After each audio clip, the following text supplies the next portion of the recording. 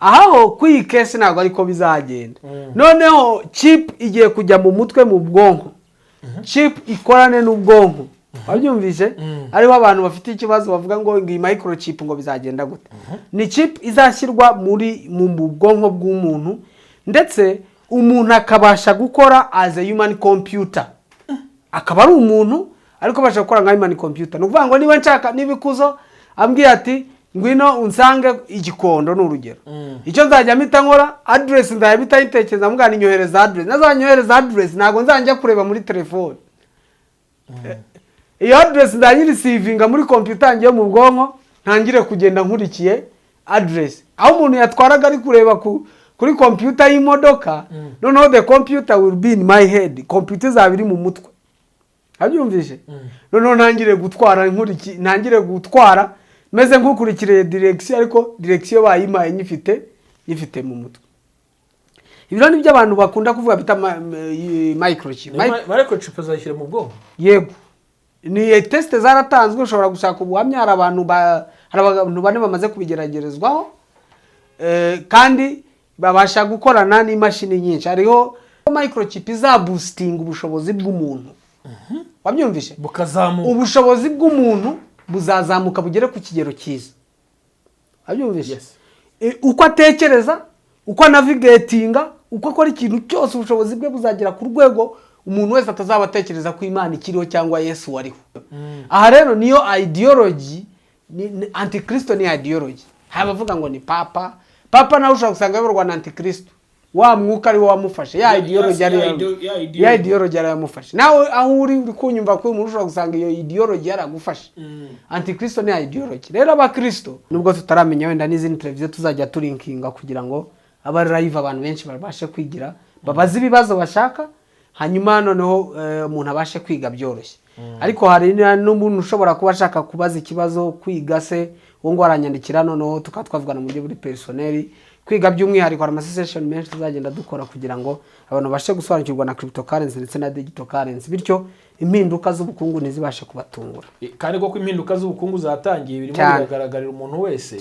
So rero ni ngombwa ko mutanga ikiguzi cyangwa se uwo mwanya, iyo time, kugira ngo muze noneho Robeni abigisha. Rero ni amarobo yarangije kujya ku isoko y'abagore, abagabo bafite ibibazo by'imibanire, ko babana n'abantu, ko bagize gute, bari kuyagura bakaba bafite abagore, ko ribasha guteka, ribasha gukora imirimo yose yo mu rugo, ntabwo rigenda ridafunze, ryajya guhaha, ariko it's a robot. Nta emotion. Na emotion rirazifite. Yego rwose. Sure. Byarira wariganiriza rikagira emotion, kuko rikora n'imibonano mpuzabitsina. Abo bagabo bariguze kugira ngo bakore imibonano mpuzabitsina n'icyo kintu. Nayo marobo wenda bitewe n'ibibazo bimwe na bimwe. Bazakora n'abagabo ariko. Nagiye mbora yego. Arayabagore ariko ayabagore ariko nabonaga abagabo bari kwandika ku nkuta bashaka ko bakorera abagore, bakorerwa marobo y'abagabo. Aha rero iyi ni technology, iyo nayo ni nk'ikintu kigezwe kiri bizarre. Impamvu ikigaragara cyo namwe murayizi, US murayizi, ejo ndi after inauguration irangira, ibyo byose bizakomorwa, ni product zizagurishwa. Telefone iyo bita Tesla Python. Iyi ngiyi abantu baba mu bintu bya Pi bakunda no kuyivuga ko yakozwe kubera coin ya Pi. Kuko ni Tesla model ya Pi. Tesla model Python niko bayita. Yego. Iyi rero ni telefone ntago ukeneye MTN cyangwa Airtel ngo uyikoreshe, ntago uyisharija, nta byasharije. Iryo gajuru biri tayare, ejo bundi hari ibyo barimo batestinga ari kumwe na ba Trump byabereye hafi mu Buhinde. Rero iyi ni projet iriho, iyo ni ya mbere. Nuvuga ngo iyo yongeka ko byari bigoye ko iza mu bintu by'ubuhanuzi, kuko ubumenyi bw'abantu bariho kera bari bazi yuko isi ari iyi gusa. Uyu mushinga twakwita SpaceX ni umushinga wagutse cyane, ndetse uyu ni umushinga abantu bari biteguye, Amerika uhanze amaso, yiteguye ko round ya mbere vubaha izagenda, kandi ikazagenda ari trip y'abantu benshi bagiye kuba ahantu, bagiye kubaka, bagiye gukora umujyi.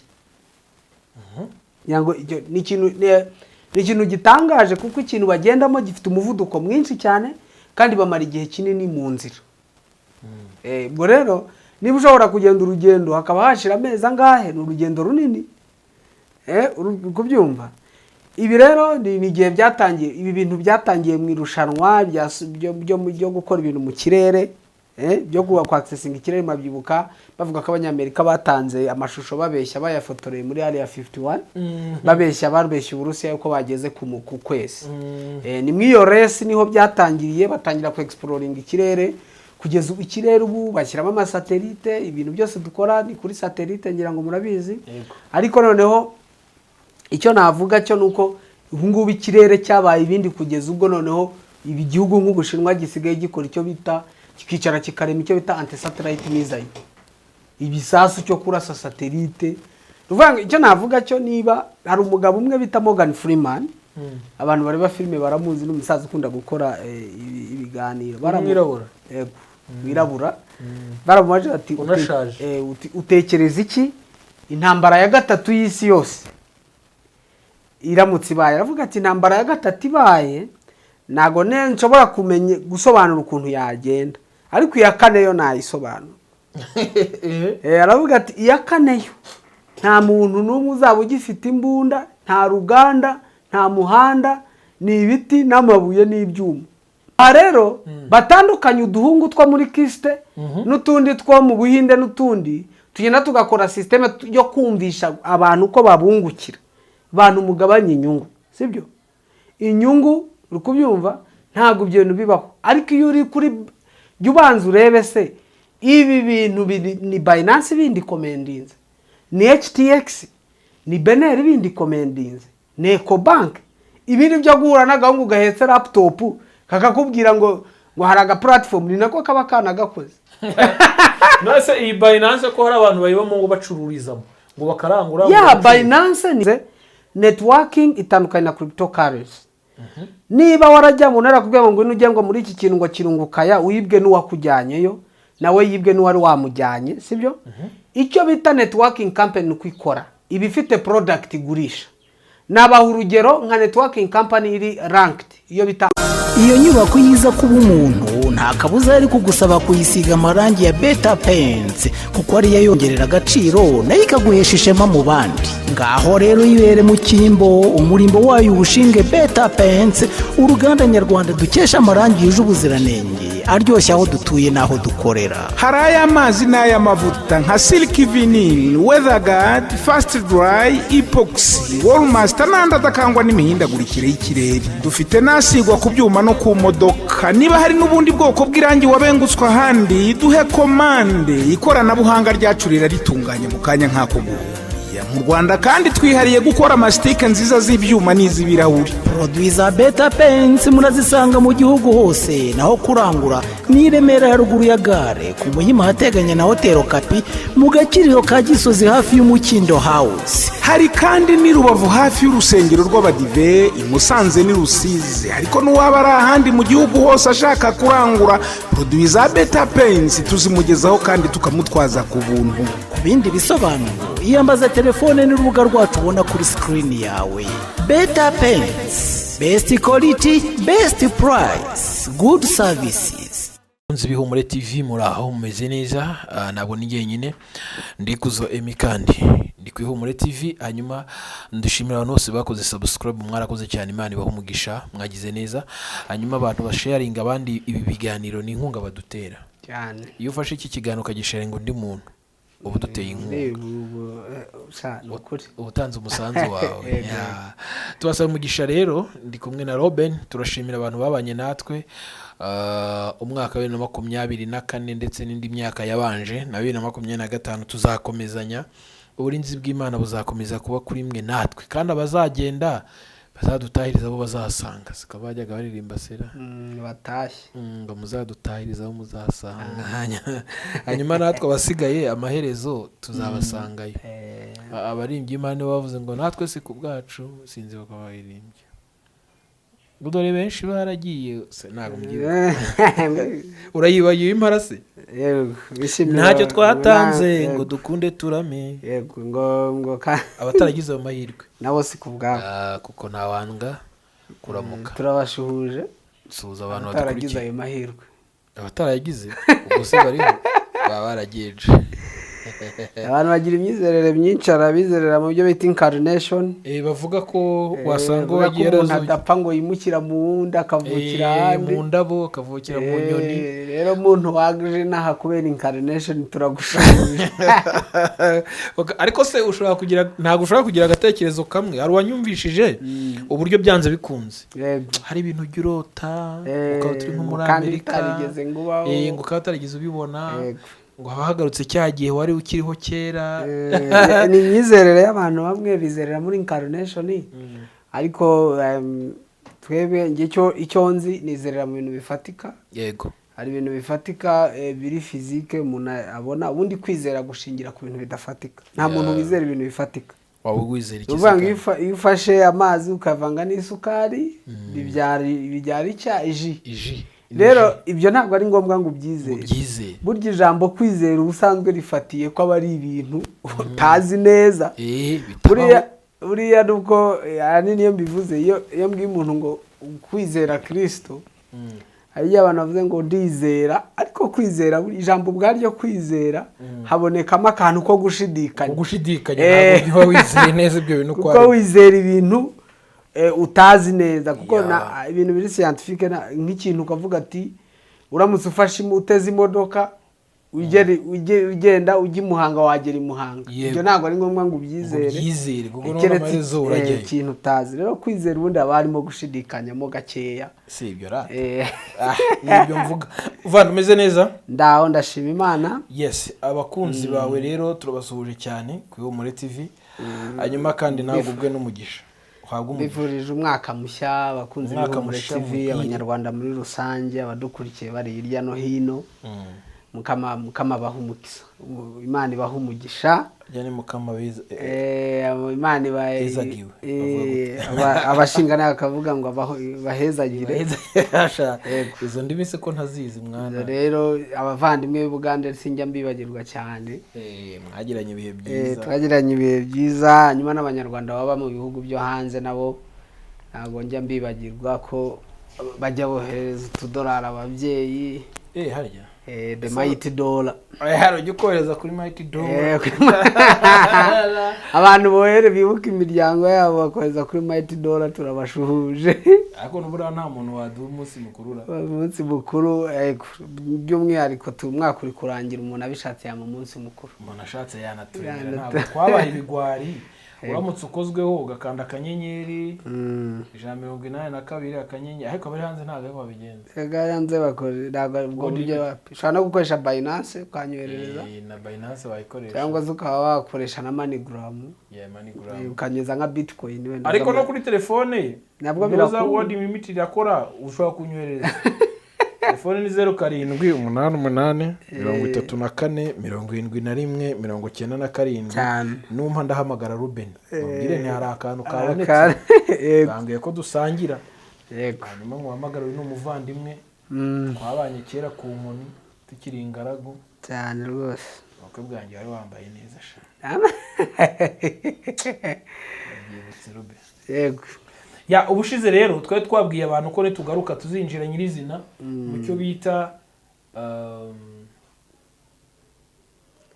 microchip yego ngira ngo ni ibintu byagiye bivugwa cyane microchip rero niyo tugiye kwinjiramo benshi babihuza n'ubuhanuzi iyi microchip sinzi ko muri Bible bayita ariko ibi birahura nuko n'ubundi benshi bavuze ngo ikimenyetso kimwe ngo guhaha ngo ufite urumenyetso cyangwa arashizweho igimenyetso mu ruhanga n'ibindi wagarutse bisobanura ariko abadivantiste benshi b'umunsi wa karindwi n'abandi bantu bizera ubuhanuzi cyane bwo muri Yohana mu byashuwe bya Yohana ntabwo babyumvishe kimwe natwe kuko benshi baravuze ngo ngo muzabona ishyano muri murayoboza abantu ngo none se ngo microchip nitangira gukora so ngira ngo wanabigatse uvuga utumubiri ntaho uhurira n'ubugingo cyane byo nabivuzeho rwose umubiri n'ubugingo ntaho bihurira kandi buri gikorwa cyose kijya kuba mu rwego rw'umubiri wundi kiba cyabereye mu mwuka.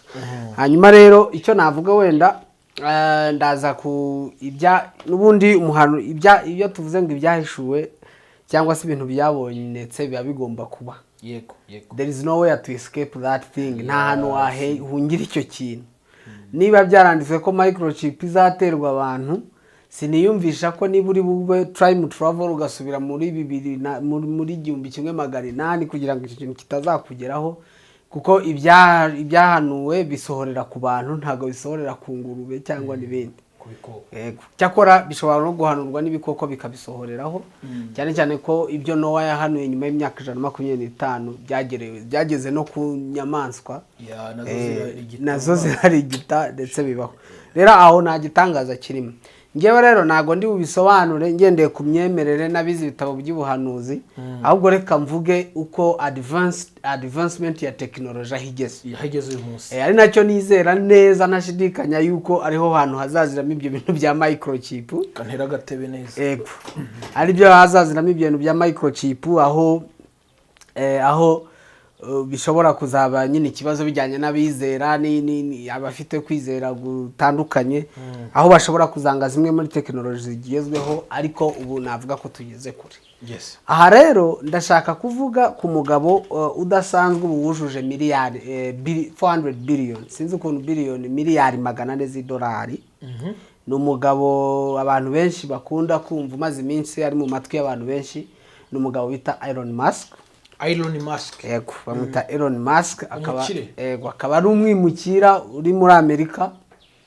N'ubundi ntibaho. Ni migrant. Amerika ni igihugu gifite amateka akomeye, buriya nimukabone buriya nta muntu ukomera yarahoze yoroshye. Buriya sinzi ariko nabivuga, ariko igihe gikomeye tough time, tough situation create strong men. Igihe gikomeye gicreatinga abantu bakomeye. Yego. Hanyuma easy situation create easy people. Uvangu igihe cyoroshye cyagiye ubona uri mu mudamararo bicreating umuntu woroshye. Amerika rero nubwo tuyibona kuriya is a suffer ni wounded ni nyamaswa yakomerekejwe niko navuga. Amerika uko uyibona kuriya kubera yuko ni igihugu kirimo amoko menshi, ni igihugu cyafacinze ibyo bita slave trade, ubucuruzi bw'umuntu, abene wacu, ancestors, abaki bose bagurishijwe muri kiriya gihugu. Ubyumva baragenda baba muri kiriya gihugu ndetse kigurisha amabondo menshi mu ntambara yo kwigobotora Ubwongereza. Yabaye intambara ikomeye kugira ngo igihugu cya Amerika kigire president. Hari ibihugu nka bimwe navuga nka za Canada, izo bihugu bifite za premier minister, Ubwongereza bwari bwarakolonije kandi na nizi sabu kibyemera ko butagomba kugira president ahubwo bugumana prime minister. Aho rero icyo nshaka kuvuga ko uyu mugabo akaba afite company 3. Ndagenda mvuga kuri technology, ndaza no kugira kuri microchip. Hari product enye zigera kuri 5 zimaze kurokingwa n'uyu mugabo. Abantu benshi bayamuvuga ejo mundi hari mushuti wanjye dukorana yarambwiye ngo ariko ngo banza Elon Musk ari anti-Kristo. Yarabivuze ndavuga ni ntago byoroshye, ariko afite ibintu byinshi yagendeyeho. Hari ibintu nka 5 ndi buvuge kugira ngo abantu babyumve. Muri izo technology zimaze kugerwaho, reka mpere kuri technology rutura yo mu cyo bita SpaceX. Ubwo bari gutunganya umushinga wo kujyana abantu kuri Mars kugira ngo abantu bajye gutura kuri uwo mubumbe bita Mars. Numwe mu mibumbe icyenda igaragiye izuba, ariko numwe mu mubumbe ubushakashatsi bwerekanye ko ushobora kuba ufite ubuzima. Yego. Ndetse binagaragara yuko nubwo bigaragara ko hari ibiza bishobora kuba byarabaye, ariko ni umubumbe wahoranye ubuzima. Ndetse bakaba rero muri iyo projet bita SpaceX harimo gutegurwa projet y'ukuntu abantu bashobora kujya gutura kuri Mars, ndetse abantu ba mbere bazajya sample ya mbere bazahabwa n'amafaranga bagende, abandi basigare umuryango wasigari yarya hano. Ariko iyo ni projet iriho. yamaze no gutegurwa ibyogajuru biri tayari ejo bundi hari ibyo barimo batestinga ari kumwe na ba Trump byabereye hafi mu Buhinde rero iyi ni projet iriho iyo ni ya mbere nuvuga ngo iyo nkeka ko byari bigoye ko iza mu bintu by'ubuhanuzi kuko ubumenyi bw'abantu bariho kera bari bazi yuko isi ari iyi gusa nta yindi isi iriho uretse wenda abagira ikiri bo bageragezaga kugereranya abagira ikibura bari abahanga kuva kera niho hava ba Hakirisi ba Rishimedi baki n'abantu ba kera kandi babayeho mbere cyane na mbere y'ivuka rya Yesu ngira ngo umujyi wabo wari ukomeye cyane. Uziko ari ikintu utazi uziko bivuga ko cya gihe abana b'Imana barongokaga abana b'abantu yego bakabarongora bakabyara babana bitwa niba ari ibihanda yego yani vuga ibihanda ko benshi bavuga ko wasanga ngo hari mu Bugiriki abakobwa bari Abagiriki birashoboka hanyuma rero uyu mushinga twakwita SpaceX ni umushinga wagutse cyane ndetse uyu ni umushinga abantu bari biteguye Amerika uhanze amaso yiteguye ko round ya mbere vubaha iri izagenda kandi ikazagenda ari trip y'abantu benshi bagiye kuba ahantu bagiye kubaka bagiye gukora umujyi yango ni ikintu gitangaje kuko ikintu bagendamo gifite umuvuduko mwinshi cyane kandi bamara igihe kinini mu nzira ubwo rero niba ushobora kugenda urugendo hakaba hashira amezi angahe ni urugendo runini kubyumva ibi rero ni igihe byatangiye ibi bintu byatangiye mu irushanwa byo gukora ibintu mu kirere byo kwa accessing ikirere mabyibuka bavuga ko abanyamerika batanze amashusho babeshya bayafotoreye muri Area 51 babeshya Uburusiya yuko bageze ku kwezi ni mwiyo race niho byatangiriye batangira ku exploring ikirere kugeza ikirere ubu bashyiramo amasatelite ibintu byose dukora ni kuri satellite ngira ngo murabizi ariko noneho icyo navuga cyo nuko ubu ngubu ikirere cyabaye ibindi kugeza ubwo noneho ibi gihugu nk'Ubushinwa gisigaye gikora icyo bita kikicara kikarema icyo bita anti-satellite missile ibisasu cyo kurasa satellite ruvuga icyo navuga cyo niba hari umugabo umwe bita Morgan Freeman abantu bari ba filime baramuzi n'umusaza ukunda gukora ibiganiro wirabura baramubaje ati utekereza iki intambara ya gatatu y'isi yose iramutse ibaye aravuga ati intambara ya gatatu ibaye nago nshobora kumenya gusobanura ukuntu yagenda ariko iya kane yo nayisobanura aravuga ati iya kane yo nta muntu n'umwe uzaba ugifite imbunda nta ruganda nta muhanda ni ibiti n'amabuye n'ibyuma kuko abantu bazaba bararasanye niko yavugaga vuga ko abantu bazaba bararasanye urumva niba igihugu cyicara ushobora nko gutangara igihugu kikicara kigakora igisasuko cyarimbura isi kibaza icyo gihugu kiba mu ijuru cyose n'icyarimbuka bagitera bari hari igisasu Uburusiya cyakoze bita Satani 3 ni igisasu gishobora kurimbura isi igisasu gishobora kurimbura isi ukagira ngo Uburusiya bwo buri mu ijuru donc hari ukuntu abantu baba bitekereza hano none navugaga ko uyu mushinga uyu ni wo mushinga wa mbere nshatse kuvugaho ni ukuvuga ngo abakristo abantu mweze batezi bumve ko uwo mushinga nta mwaka uri burangire uwo mushinga utangiye go na migration bari bategereje ko Donald Trump atorwa Congress kanzura SpaceX n'umushinga uri gutegurwa abantu bagiye gutangira kujya kuri Mars aho umunyamuryango wazagenda akajya kubwa kundi mu mbumbe niyo wagira indege utamusura no kuri telefone ntibaratekereza ko bizagenda kugira bamuhamagare uretse abantu bari gusa kuri control room niyo bazajya babasha kubavugisha control room kabiri muri Amerika nyine ku biro bya SpaceX uvuga ngo umuntu nabagiye azabagiye nta kundi na yandi mahirwe yo kumuvugisha network hari muri control room wagezeyo yego nuwagezeyo kuko haba hari technology ziri mu byogajuru ariko ntago umuntu nimva hano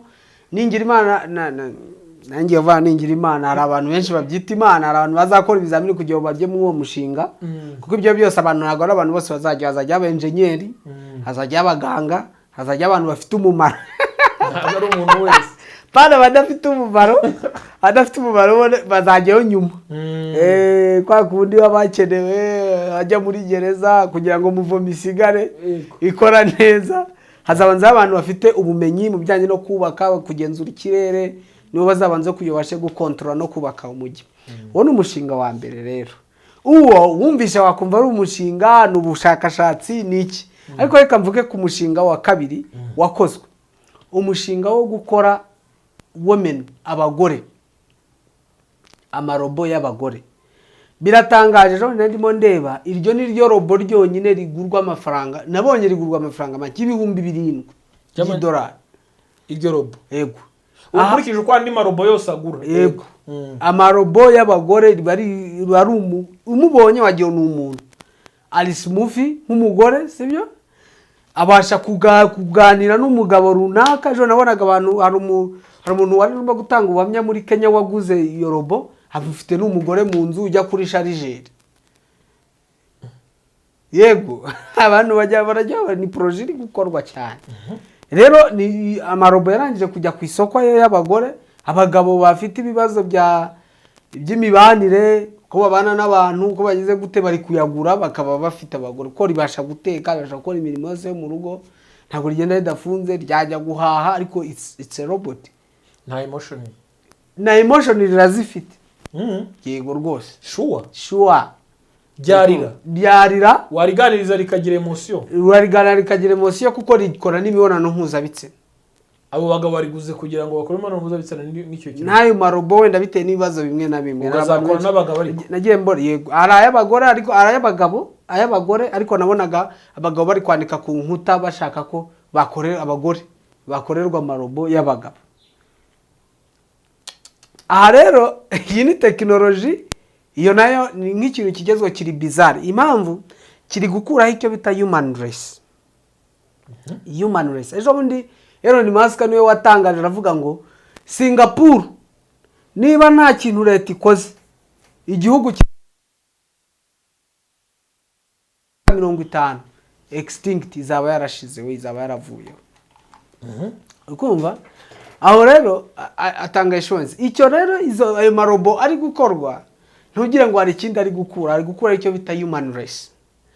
Umugabo umushakashatsi kandi akaba n'umwanditsi bita Yuval Noah Harari yatanze warning avugana n'umwanditsi arazwi cyane abantu basomye igitabo bita Homo sapiens baramuzi cyane. Yavuze neza ko ibibazo AI izaduteza ibibayo artificial intelligence ni ukuvuga ngo ibyo bakora imashini zikoresha wenda misobanure imashini zikoresha ibyo bita AI ni artificial intelligence. Atanga insurance ndetse na Elon Musk we yarabivuze aravuga ngo hari igihe tuzagira rebellion ukwigomeka kwa marobo. Urabona ahindukirana ikiremwa. Yego reka nguhe urugero. Imana iturema yadukoze muri AI system. Twe turi AI. Turi ikiremwa cyaremwe kidakurikiza amabwiriza. Uri kubyumva kugira ngo ubeho Imana imaze kukurema ukuvuka ikisigaye ugenda ureba ikiza guhitamo ufite ubwenge bwo kwanga ikintu ufite ubwenge bwo kwemera ikintu sibyo. Igitangaje nuko abantu turi gukora ama AI afite iyo capacity y'uburenganzira bwo kwemera ikintu cyangwa kucyanga. Uri kubyumva? Natwe uzarebe nubwo twaremwe muri iyo system natwe habayeho rebellion ku Mana. Sibyo? Kubera yuko dufite capacity yo gutekereza yo kwanga ikintu cyangwa no gukora ikintu bitewe no guhitamo tugize. Uri kubyumva? So ni nabyo rero natwe abantu turi kurema AI ariko AI nayo ifite navuga ngo ifite capacity yo kuba yakora rebellion yo kwigomeka sibyo. Cyane cyane hari ahantu henshi hari amarobo yagenda atanga ikaguha nk'inama ugasanga inama iguha iri strange ugasanga inama hari umuntu wigeze kuyibaza ibibazo afite ngira ngo yaramamaye aribaje ari kuvuga ibibazo afite by'umuryango atese umugore ati iramubwira ngo genda umwice. Muri programming icyo ni cyakozwe ariko kuko ifite artificial intelligence yumvisha iby'umugabo yabibwiraga umugore yakoze imuhiyo nama. Kandi muri system bayikora nta byarimo gusa kuko ifite ubushobozi bwo gutekereza itanga iyo nama igira gutya igatanga iyo nama ni hawe bitewe n'ukuntu n'ama conference menshi yagiye yumva ukuntu situation y'ukuntu ibintu byagenze nayo igatanga inama nk'umuntu wese ashobora nanjye iyo imbaje igitekerezo bitewe n'ukuntu nabyumvisha ntanga igitekerezo. aha rero ndi kuvuga kuri extinction of human race, ukuntu ikiremwa muntu kiri kugenda kibura. Uribaza niba 7,000 ni amafaranga make uri kubyumva, ku buryo niba Robert akozwe uri kubyumva ikabiri mu rugo ukaba wakumva kukayiganiriza ibintu byose ishaka kakubwira kandi ntibizajya kubivuga hana sibyo, ikabiri programme imibonano n'ibiki byose biri programme sibyo, abantu bumva ko. Kandi ikindi wakumva, ikindi ni umugore uhendutse uri kubyumva, robo n'umugore uhendutse, ni umugore uhendutse uri kubyumva. Iyo uguze ibyo 7,000 sibyo, nta bindi bintu wongera kujya gukora, ntibyabyara, wabyumvishe, ngo wazazamo cost z'abana, ntizagusaba imyenda, ntizarya, wabyumvishe, ngo izajya gutekera gusa itari burye sibyo, ntabwo izanywa ko kave, akave kanu gasiga mu nzu zazo gasange. Donc is a very cheap, izagusaba n'umuriro kwicara, n'umuriro. So is a cheap woman, wabyumvishe, ni umugore uhendutse ku buryo probability hari nuko abantu benshi bazagura izi robo cyane cyane abafite za divorce, rimwe kabiri akarambirwa akagura robot nizajya yesa kuzanzancomora sibyo. Birashoboka abantu benshi bazazigura kuko mu bijyanye n'imibonano nta gihinduka pe, ni ikintu gitangaje abantu bibajije byayoberanye. Ariko urumva iyo ni technology imaze gukorwa kandi imaze kugera. Iyo rero ni ikibazo kuri extinction of human race, kuko abantu bagiye gushaka abo bagore batari bubyara. Niko byumva. Nyine nabibonye biragurwa, ni ibintu bigurwa, abantu bagiye kuri internet babibona. Ni imwe muri project ya Elon Musk.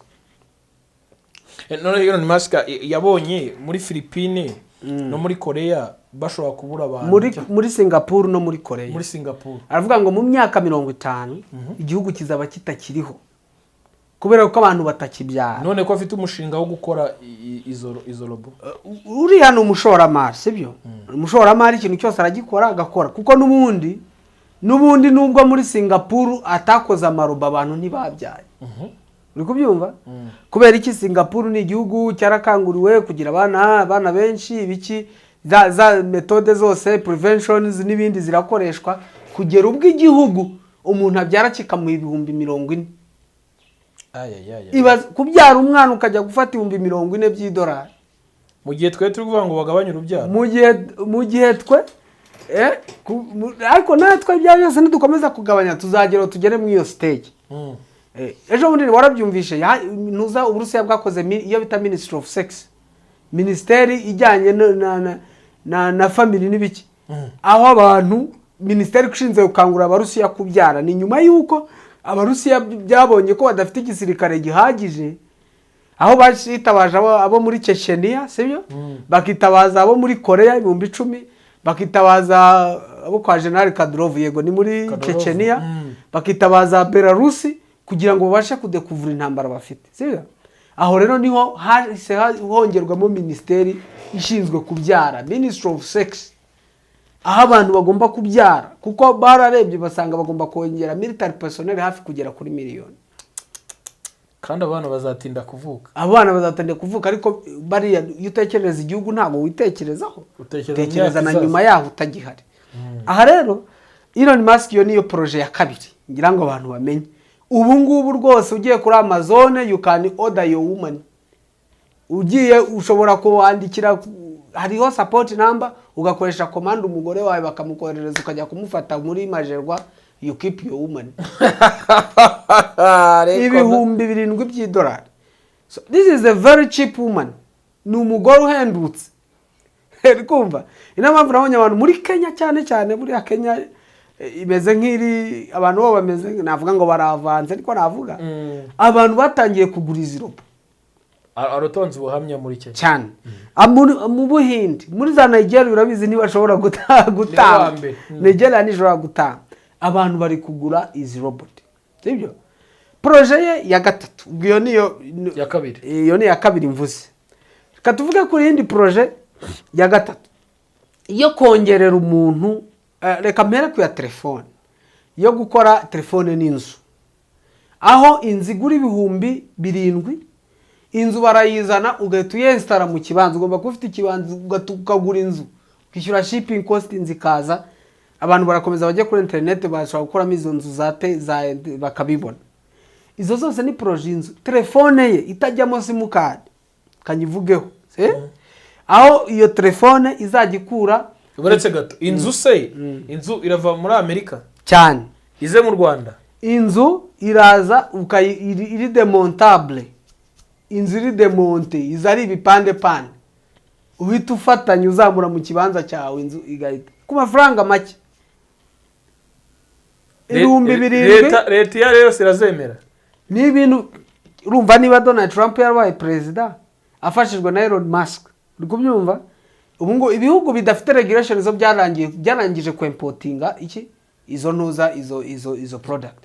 Nk'ubu ngo urugero rwa ntuza rwa Starlink, iyi internet ya Starlink, ibihugu mwe biri kwirestrictinga kuko za MTN zitanga imisoro, sibyo?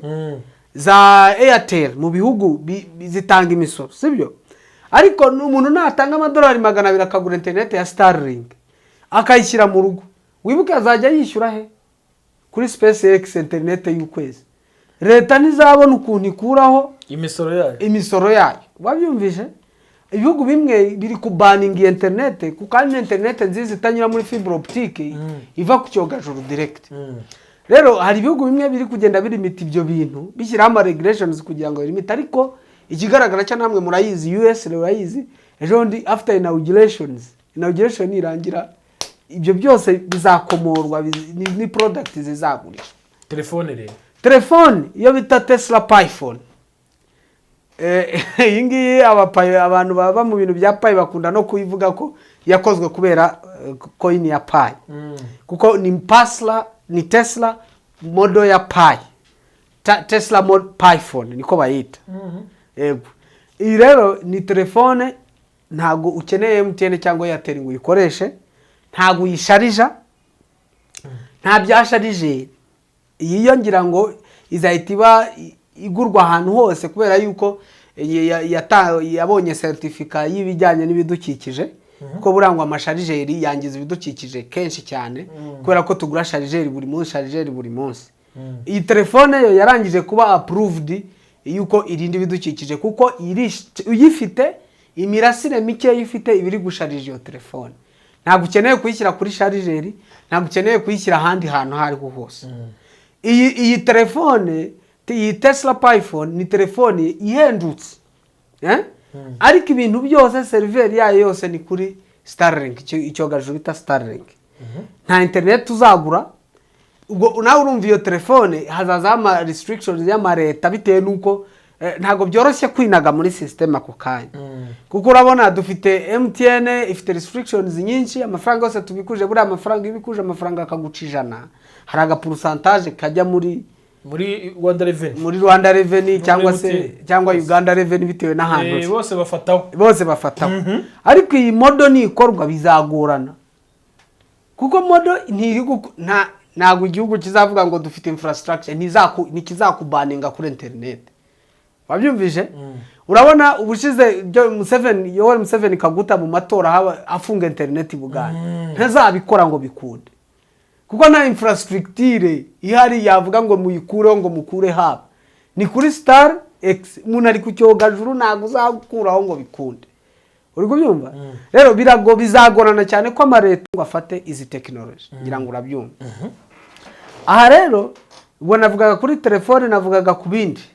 Ngiye kuri product ya gatanu, ari nayo yatwicaje aho bari gukora icyo bita human, abo bari gukora ya gatanu. Wenda mbere yuko ngera kuri ari yatwicaje, reka mvuge ku mashini rutura iziri gukorwa, aho umuntu azajya wicara mu mashini akabwira ngo urwaye ahanahana, uhageze gusa ni scanner, hanyuma agenda ukora ibi ni mu buryo buvuzi bugezweho, bya bindi ngo abaraborante ngo iki ibyo bintu amaraso ngo musarane ngo inkari yare wapi ibyo bintu biraraza ugenda wicare imashini kubwira utufite ikibazo mu mara ibi nibi igukubite ihita iguha imiti ugomba kugura, bati genda ugura imiti niyi igukubite n'ibiryo ugomba kurya kugira ngo ukiri iyo ndwara.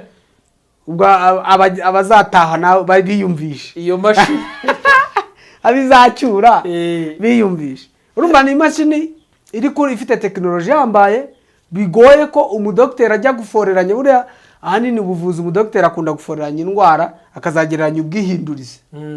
Wenda uretse zizwi ariko nyinshi aragereranya yabuze ibiza. Muganga yakuzemo indwara ntananirwa kuguha imiti, uzi icyo akora avura ibimenyetso. Nabuze indwara ariko afite umuriro, paracetamol. Nabuze indwara afite diyara, veromogisi cyangwa wabyumvishe. Ababuze indwara ariko akagerageza kuguha imiti y'ibimenyetso. Nawe ubwonko bukakubwira bivuze ngo ubuvuzi bwe burashidikanywa. Ubuvuzi bwe burashidikanywa. Ariko ahangaha imashini ukicaramo izajya igwita ikora scan. Abyumvisha? Ikore scan ikubwira uti ibintu bimeze gutya na gutya na gutya. Genda ugura imiti niyi. By the way, buri iyi miti nubwo tujya abantu benshi bajya kwa muganga uretse ko ntabwo ari inama natanga y'umuganga, ariko ubundi warangije kumenya mu kinyejana turimo umuntu atunga rapid test mu rugo, iza HIV, iza malaria, iza typhoid, iza infection. Ni ibintu bisanzwe, ni ibintu wakwiga ahantu waba hose, ariko si inama ntanze ko sindi umuganga, sinigeze niga ubuganga. Ariko hari environment yari ahantu nko mu bice bimwe bya Kongo nahe na ahantu ushobora kujya mu gihe wagiye mu kazi ukajyana ibyo bintu, ukajyana rapid test ya malaria, ibintu byose ukabijyana, kuko ibyo ni ibikoresho buri bukenera. Ushobora kurwara ukipima ukamenya nari malaria, wangiza ukagura imiti ukajya iyo ugiye kuri Google ukandika mfite infection nkeneye imiti bahita bayigura. Ufite imyaka ingahe bahita bagukubita ChatGPT iti gukubita prescription, genda ugura imiti ni uzajya uyinywa kangaka ku munsi.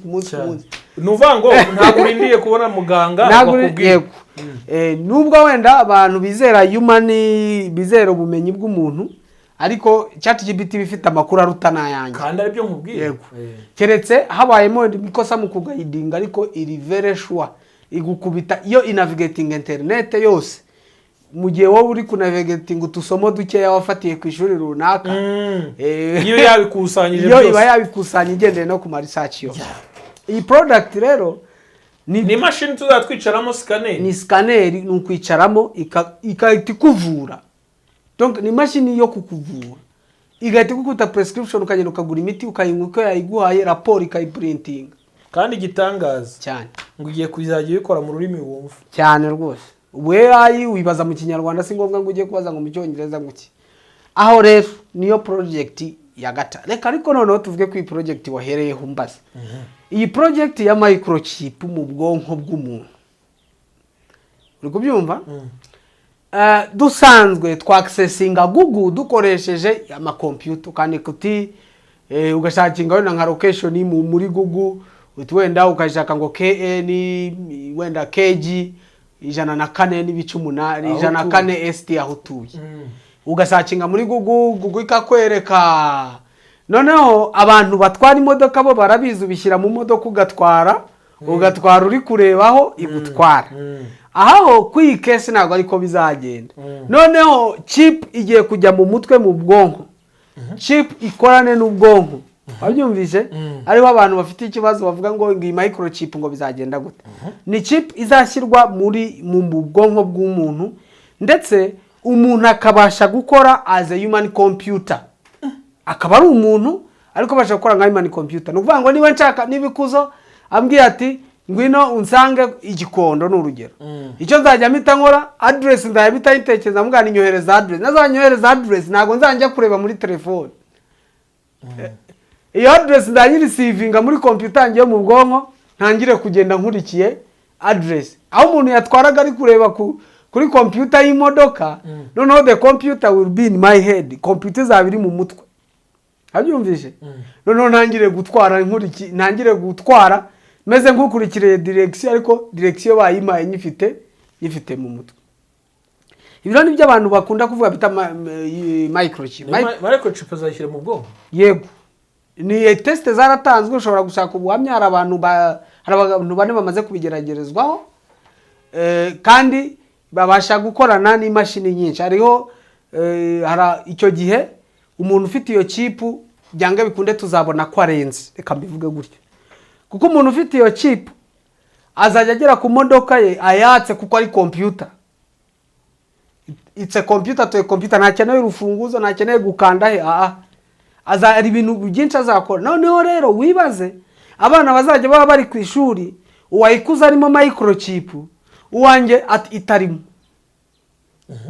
Urumva ko competition izaba imeze. Uwawe azajya bameze nkaho ari 0. Udafite microchip azajya ari umuntu usanzwe fake, umuntu udafite ubumenyi ubushobozi. Niko azajya bameze, niko abantu bazajya bamufata. Kuko urumva ngewe umbajije ikibazo mbasha kumera nk'uwanditse muri Google ikibazo, nibuze ukuntu ChatGPT isubiza.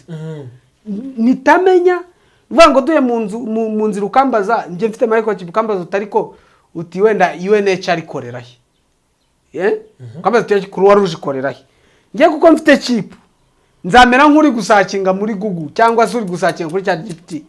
Ubwo ukibimbwira nzamfite ubushobozi bwo guhita ntekereza ngo harigiriye mpite gusubiza ni iri mu Kiyovu na. Ubwo se tuzatugipfa cyane gupfa nibizaba igishobotse. Gupfa byo bizapfa, ni mashini zirapfa, abantu bazapfa. Ariko urumva ari ibintu udashobora umuntu azaba atakevita, ntabwo ari ibintu bya kera. Ama sample size arahari. Sample size mbivuze iyo agiye gukora ubushakashatsi haboneka abantu bake bari bukorerweho ubwo bushakashatsi bwa ariko leta bayabyemeye. Sample size zihabwa amafaranga, hanyuma ubushakashatsi umuntu asinya kontra y'ubushakashatsi. Ntabwo ari ngombwa ngo bijye muri leta, si ngombwa. Nawe ngiye gukora ubushakashatsi ndi ikigo gifite kiri certified, nshobora kuguha amafaranga runaka ugasinya ku bushake ko wemeye kuba sample size. Imiti yose tunywa hari abantu yagiye yica mwigerageza, sibyo? Kandi abo bantu bagiye bafata amafaranga y'inganda nyine bene babagasiga barya bo bagapfa, sibyo? Ntabwo rero abantu bareka gukora ubushakashatsi ngo kubera yuko ngo bamwe muri bo bari bupfe. Hari abantu bakora ubushakashatsi byange bikunda. Aha rero ni byanu, ni project yatangiye abantu bibaza ngo microchip izaza. Abantu bamwe muri Amerika bahereye ku bantu bafite ubumuga bakabakorera ingingo, sibyo? Urabona ubundi ingingo bahereza abantu tubare nk'urugingo rw'akaboko niba udafite akaboko. Uru rugingo bagwaherwa akaboko urwo izina hatumenyereye, ntabwo ushobora gutekereza ngo kihine. Ariko umuntu ufite brain ya computer mu mutwe bamuha akaboko gakoranye niyo computer, yabitekereza kakihina. Nkuko nawe ujya gufata ikintu wabitekereza ugafata ikintu. Uri kubyumva? Aha rero ngira ngo murumvamo ikintu bita advanced, ibintu biri advanced. Ndakubwiza ukuri ntabyo kuvuga ntago bazazi gushyiramo ku mbaraga. Ibyo bintu abantu birwa bitekereza ngo bazajya bashyiramo umuntu ku mbaraga. Nta ku mbaraga. Uzabura umu IT wange microchip usanga nta kintu uvuze, uzaba wayitinga iki? Umwana koda navigating ari gutekereza mu mashini mu mutwe, ujye kuvuga ngo umu IT ngo genziga from scratch ngo agakode kamwe tubiri, uzirukanka wihuta nawe ujye kwishyirishamo. Njya numva bavuga ngo bazabafata ngo bazahagarara ejo ngo bashyire microchip. Situation wabyumvise? Ubuzima turimo nibwo buzatuma abantu birukira kwishyirishamo izo microchip. Wabyumvise? Ngewe nzajyana umwana buwanyuma, abandi bose bari mu ishuri bafite microchip wa performing neza. Mwarimu abaha note gute? Afata note agahita ya uploadinga nawe mu mutwe we, akaba uploadinga agahita bohereza kuri email. Receive. Umwana wategereje ko we bari bumwohereze kuri computer. Wibwiye yuko umwana wawe azaba agiperforminze ku isi? Ayo banje kwicara akabisoma. Wabyumvishe? Ikigaragara cyo nuko iyi projet ni projet iri avance. Ntago rwose abantu bafite ikibazo cyo bazabahagarara hejuru ngo babishyiremo icyo cyo bakihora. Ibi rero tugiye kubihuza n'ubuhanuzi n'ubukristo. Kuko nibutsa abantu ko itorero rya Kristo gitegura ibyo ni ibintu byacu. Ibyo ni ibintu twibutsa abantu buri munsi. Tubihuze n'ubuhanuzi. Ubu buhanuzi benshi bavuga ko microchip ari antikristo cyane ugiye kugikora. Sibyo? Hanyuma abandi bakavuga bati oya ni iterambere. Urabyibuka mu gihe cy'urukingo rwa COVID. Abandi bakavuga bati iri faranga rimwe Robben arimo arasobanura rifite aho rihuriye na microchip. Ubundi rihuriye na microchip. Microchip nuko ari digital wallet. Mu bitekereze ibintu biri digital. Ninzajya mba nshaka amafaranga nkwishyuye, ntago nzajya nkanda kuri telefone mw'icyo gihe. nzajya njya mu mutwe, mfite computer mu mutwe, mfite iyo telefone, mfite Android mu mutwe. Ndambwira ko nyoherereza wallet pyo nanjye nkoherereza ubone ko ya receive inzu bibone mu mutwe, si ngombwa kujya gucekinga kuri email. Wabyumvishe ntabwo ari ngombwa. Fatira computer ibi kuri mu mutwe, ibyo computer ikora uzajya uri kubikora. Email no receiving notification ibi wabyumvishe niko bizajya biba bimeze. Niko bizajya biba bimeze kuvuga ngo computer izajya ibiri mu mutwe. Hanyuma rero abantu bavuga ngo ku bintu bijyanye n'ubuhanuzi microchip n'ibiki, sinzi ikibazo warumbajije kivuga ku ibyo bintu bya microchip, uvuga ko bijyanye n'ubuhanuzi ndetse n'ubukristo ngo ifarangariwe n'ubuhanuzi n'ubundi nibyo uri kubyumva. Ariko icyo kintu icyo nanjye vuga nari nkibagiwe, reka nyivuge neza. Abantu benshi bazi ko antikristo ari umuntu. Antikristo ni iki? Ese ubundi Kristo we ni iki? Wabyumvishe? Ibi ni ibintu nicyo bita ideology. Ni byose bisobanuye neza wa? Reka mbivuga icyo bita antikristo si umuntu uzaza ufite imbunda n'igifaru, wabyumvishe? Ngo ahagarara ahantu hejuru ngo arwanya Kristo. Wabyumvishe? Antikristo ni idea yo kurwanya Kristo. It's a system. It's a system. Wabyumvishe? Ntabwo antikristo ari Trump, ari Elon Musk, ntabwo ari nge, ntabwo ari undi muntu. Ni ideology nkuko n'ubundi bintu bya theology. Urumva theology nabyo n'ubundi bibamo ideology niko navuga. Sibyo? Ibintu byose i antikristo uvugwa ni ideology. Wabyumvishe? Bahera kuri Kristo uvuga wavuzwe ubona batari ubazi. Kristo ndi kuvuga ni Kristo dufite, sibyo? Ni ukwimwizera, sibyo? Voilà. Ni imyizerere dufite, sibyo? Antikristo nawe n'urwanya imyizerere. Ni urwanya iyo myizerere. Ni system irwanya iyo myizerere. Nabyita system cyangwa se ni imyizerere irwanya indi myizerere. Okay. Niko nabivuga. Rero abantu bavuga ngo hazaza antikristo, wajya ni nk'umuntu uzaza agahagarara kubica akavuga ngo isi yose mwuname ngende antikristo ndwanya Kristo. Nyeka ko ariko abantu babifata. Ariko antikristo ni ideology, sibyo? Ni ingenga bitekerezo irwanya Kristo. Wabyumvishe? Abantu bazi rero ngo antikristo ngo azakora ngo itorero ryaragiye, niko ngo Bibiliya ivuga. Ariko antikristo uvugije ukuri ko ari ideology ntari gukora. Reka nguhe urugero rero impamvu tubivuga gutyo ibyo bintu bya ko antikristo ni ideology, cyo tucyemerana. Ntabwo antikristo ari umuntu, ni imitekerereze irwanya Kristo. Aha rero muri microchip iyo mitekerereze izagwira. Wabyumvishe? Hari ibintu umuntu akora tukemera ko hari n'ibyo tutakora. Ari nayo mpamvu tugura amakompiyuta n'amatelefone. Ntabwo twakomunikatinga n'abantu bari hasi tudafite amatelefone, tudafite iki. Ariko umuntu uzaba uri humana, niba namwita mechanized, namwita electro what? Afite ubushobozi bwa computer mu mutwe we hongeyeho n'ubwenge bwe. Wabyumvishe? Ideology yo kurwa abantu bazagera babone ko n'ibyo bintu by'Imana bitabaho. Babone ko na Kristo wo nguwo ibyo bintu bitariho. Wabyumvishe? Kubera iki? Ubushobozi ndengakamere. Nk'ubu ngubu biragoye, wabyumvishe? Kuba umuntu, niba ndi kuvuga ngo umuntu uzanye umuntu wahozeho kera, wamenye umenyereye ko agenda n'ibirenge agiye kureba umuntu w'i Buganda. Reka nkubwire hari akantu kanshekeje. Abantu baza amateka baratubwira ukuntu provocation y'intambara yo ku Rucuncu bavuga ko ngo Rwabugiri yirukankanye ngo umuzungu. Sinzi ni sentence njya nkunda kumva, sinzi niba ari ya nyaya, ariko bavuga ko provocation yabaye ku ngoma yo ku Rucuncu. Noneho ngo yirukankanye umuzungu yinjira mu nzu bari barubatse hano za Kabare, ngo Rwabugira mwirukanka inyuma mwinjiraho ngo serire iragaruka yikubita hirafunga. Yewe ngo asohokera no mu yindi serire naho yikubitaho. Sinzi niba abantu baza amateka bashobora kudukosora, ariko ni sentence nkunda kumva. Noneho rero ngo Rwabugira abwira abo bari kumwe ubwo baheze inyuma y'inzu kumanura serire poignée biranga kugira ngo binjire cyangwa asohoke. Bamubwira ngo babwira abo bari kumwe ngo yaheze mu rutare, atuma intumwa ngo nizigende zibwire umuhungu we bita Rutarindwa ngo aze bamuraga iby'ingoma. Ingoma rero uko bayiragaga hari amagambo umwami yabagazi yabwira umuntu akagenda yabibwira abiru bagahita bamenya ko uwo muntu ari we warazwe ingoma. Abanganga wenda reka bisobanure. Rero intumwa yirukanka igiye kubwira Rutarindwa ngo aze umwami amuraga iby'ingoma kuko yaheze mu rutare.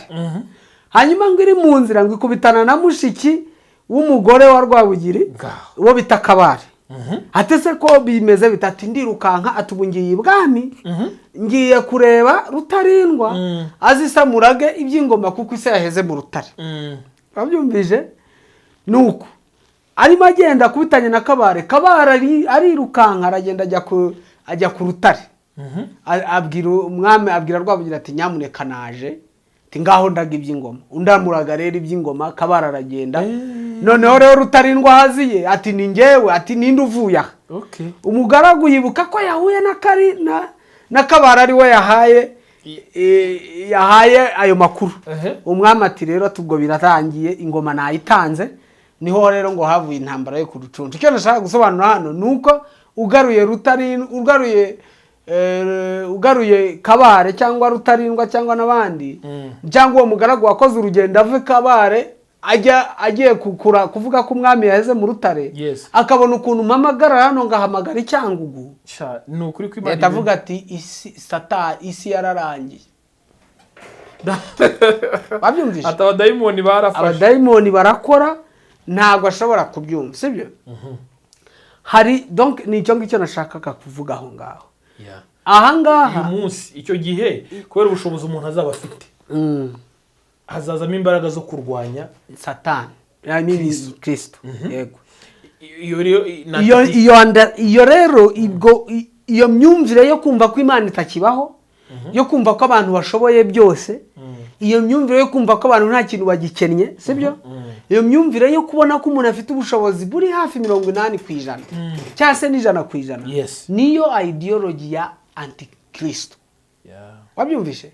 Antikristo si umugabo, Antikristo si umugore sibyo, it is idea. Ibi niko nge nabisobanura. Okay, ni senteze yanjye. Undi muntu ashobora kuba atekereza ko ari umugabo uzavukira mu kaca kanaka akazaza akarwanya Kristo, ariko ngewe nemera ko ari idea, ni igitekerezo cyo kurwanya Kristo. Icyo gitekerezo rero impamvu abantu babiguza kuri microchip nuko microchip izaboosting ubushobozi bw'umuntu. Wabyumvishe? Bukazamuka. Ubushobozi bw'umuntu buzazamuka bugere ku kigero cyiza. Wabyumvishe?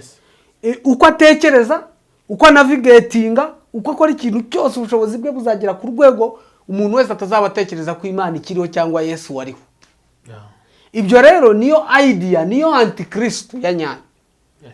Ntabwo ubundi icyo nabwira abakristo ntabwo Antikristo nge niko mbizi, nziko nizi saha uhura n'ibikorwa niyo ideology ya Antikristo iriho sibyo.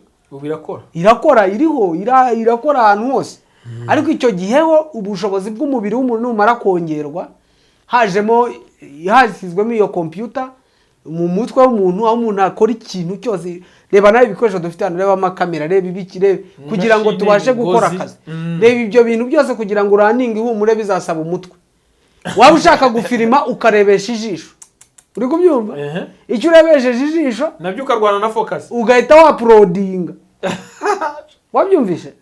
Aha rero niho umuntu azatekereza avuga ati reka ntibibaho. Wabyumvishe? Ntibibaho, nta Mana iriho, nta Yesu ibyo kudupfira abantu babyibagirwa sibyo. Aha rero niyo ideology, Antikristo ni ideology. Habavuga ngo ni papa nawe ushaka gusanga yaborwa na Antikristo, wa mwuka ari wo wamufashe, ya ideology ari yamufashe. Nawe aho uri kunyumva ko umuntu ushaka gusanga iyo ideology yaragufashe.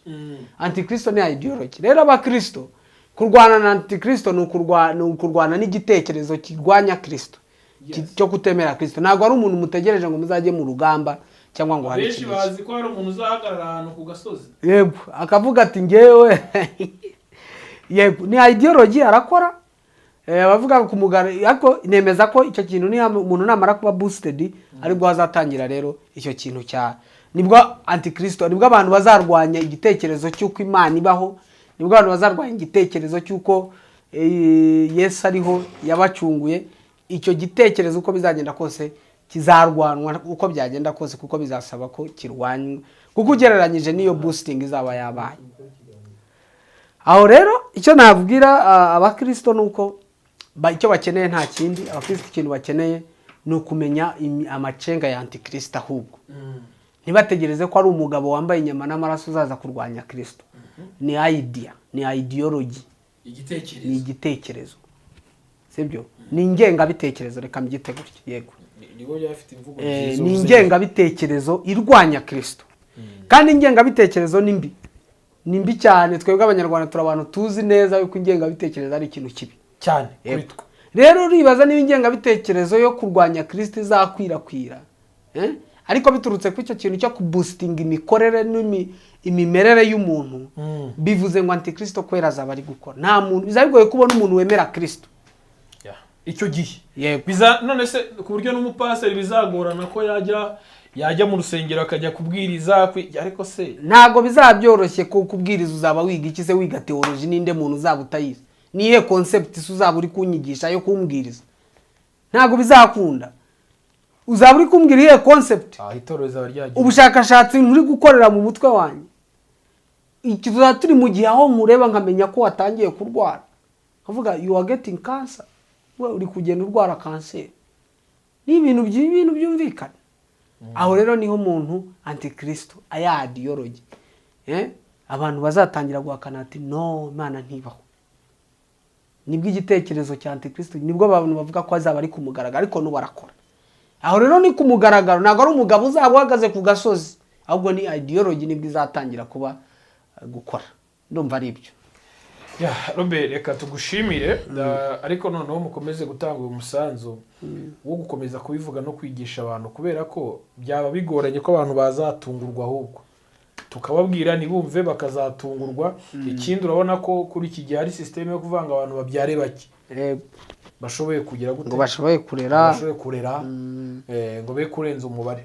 Ubuvuzi nabwo mitiweli nyine icyo gihe sinzi niba izabikora muri izo mashini, ariko ibi byose twagiye tubona bibaho.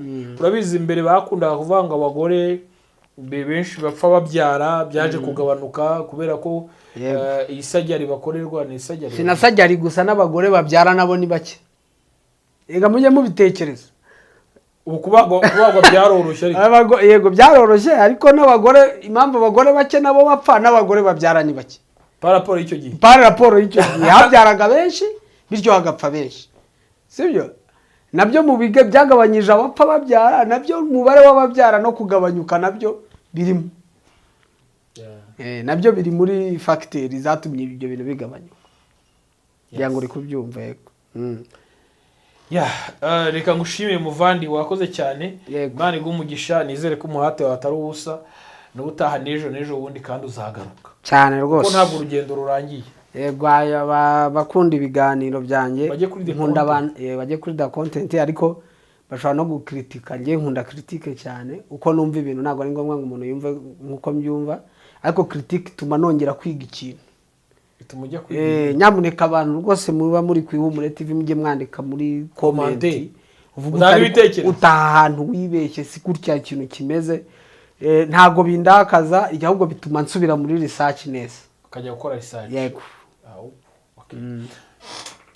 Robe, hari abantu benshi uyu munsi bashaka gukomeza kwiga ibintu kugira ngo bisobanukirwe cyane n'ibijyanye na ntuza n'iyi n'amafaranga, industry nshyashya. Yego, bashaka kubyinjiramo.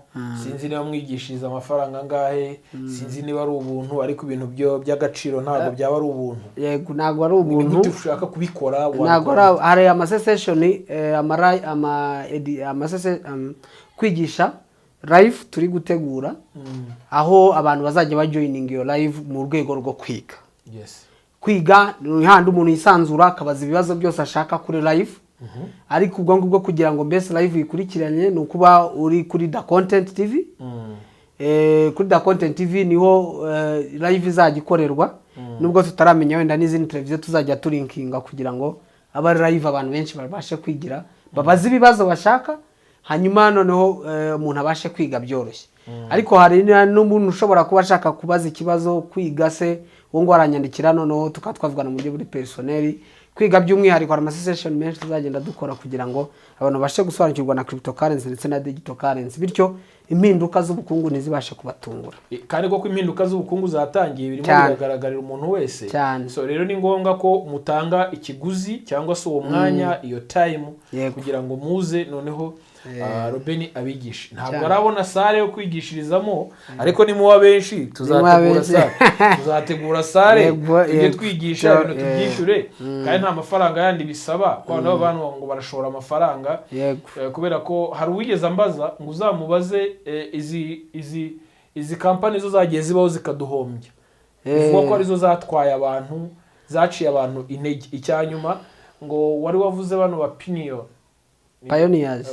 Pioneers bari mu Rwanda ngo bagera muri miliyoni sinzi wari wahakanye muri commentaire avuga ngo yaba ari nyinshi biterwa wenda n'imibare afite ariko ikigaragara cyo nuko ngiye kuri liste mbona ko u Rwanda rufite aba Pioneers uretse ko baba batari listed ariko nanjye nigereranya nakoze nta mibare iri statistique mfite kandi nkeka ko nawe abihakanya nta mibare ya statistique yari afite nawe nta mibare nakoze igereranya nikoze igereranya hanyuma ibijyanye n'abantu bibiwe muri networking narabisobanuye gushize navuze networking itandukanye na cryptocurrency niba warajya mu ntara kubwira ngo ujye ngo muri iki kintu ngo kirungukaya uyibwe n'uwakujyanyeyo nawe yibwe n'uwari wamujyanye sibyo icyo bita networking company kwikora ibifite product igurisha nabaha urugero nka networking company iri ranked iyo bita Alliance Alliance hari abantu bari uvuge ngo najyanye amafaranga ngo ndashya ariko ikintu cyatumye ushya nuko wananiwe kugurisha product za Alliance iyo uzigurisha ugaperform niba uvuga ngo Alliance ngo yarakwibye nta wundi bakwibye niwe wananiwe gucuruza ubundi product ya nako company ya networking ibifite product igurisha sibyo kavuga twebwe dufite supplements nizi yuzigurishije ushaka umukiriya ukabona yakwinjiramo nayo iyo ni Alliance uzabirebe ni iri ranked niyo company ya mbere ya networking hari n'izindi za BF Sumari n'izindi ariko Alliance iri ranked sibyo rero niba waragiye ukajya muri company nka supermarketing nta supermarketing yagurishaga iki ko ndi kubabwira qualities zimwe na zimwe networking business bifite product igurisha ibishingiye ku nganda wabyumvishe niba waragiye ukajya muri STT yakugurishaga iki ngo barabwiye ngo baratradinga hanyuma se aha rero batandukanye uduhungu two muri kiste n'utundi two mu Buhinde n'utundi tugenda tugakora systeme yo kumvisha abantu ko babungukira abantu mugabanye inyungu sibyo inyungu rukubyumva ntago ibyo bintu bibaho ariko iyo uri kuri yubanza urebe se ibi bintu ni Binance bindi commendinze ni HTX ni Beneri bindi commendinze ni Ecobank ibindi byo guhura n'agahungu gahetse laptop kakakubwira ngo hari aga platform ni nako kaba kana gakoze nase iyi Binance ko hari abantu bayibamo ngo bacururizamo ngo bakarangura Binance ni bank ni kimwe n'andi ma platform ya stock exchange ni kimwe n'andi ma za Yahoo Finance za Meta 5 zigurirwamo imigabane n'ibindi sibyo izo ziri certified ni bank muri Binance abantu bara trading wabyumvishe ariko ni Binance ni HTX ni bank ziri certified yego ntago bitandukanye no ngo STT umuntu ukakubwira STT ngikorera ugashaka muri Google sikica office yayo se bagatangira kuvuga ngo bakajya kuri DB bagakora ama certificate bakayapira tukavuga ngo biri certified nyamuneka abantu birinde sibyo niyo mpamvu abantu baba bakwiriye kwiga iyo wize nkanjye nta muntu wapfa kumbeshya icyo kintu Robe wakoze cyane Imana igumugisha yego murakoze iyo nyubako yiza kuba umuntu nta kabuza ari kugusaba kuyisiga amarangi ya Beta Paints kuko ari yongerera agaciro nayo ikaguhesha ishema mu bandi ngaho rero yibere mu kimbo umurimbo wayo ubushinge Beta Paints uruganda nyarwanda dukesha amarangi yuje ubuziranenge aryoshya aho dutuye naho dukorera hari ay'amazi n'ay'amavuta nka Silk Vinyl, Weatherguard, Fast Dry, Epoxy, Wallmaster n'andi adakangwa n'imihindagurikire y'ikirere dufite nasigwa ku ku byuma no ku modoka. Niba hari n'ubundi bwoko bw'irangi wabengutswe ahandi, duhe komande, ikoranabuhanga ryacu riraritunganya mu kanya nk'ako guhuya. Mu Rwanda kandi twihariye gukora amasitike nziza z'ibyuma n'iz'ibirahuri. Produit za Beta Paints murazisanga mu gihugu hose, naho kurangura ni Remera ya ruguru ya gare ku Muhima hateganye na Hotel Kapi mu Gakiriro ka Gisozi hafi y'Umukindo House. Hari kandi ni Rubavu hafi y'urusengero rw'Abadive, i Musanze ni Rusizi. Ariko n'uwaba ari ahandi mu gihugu hose ashaka kurangura produit za Beta Paints tuzimugezaho kandi tukamutwaza ku buntu. Ku bindi bisobanuro iyambaza telefone n'urubuga rwacu ubona kuri screen yawe. Beta Paints, best quality, best price, good services.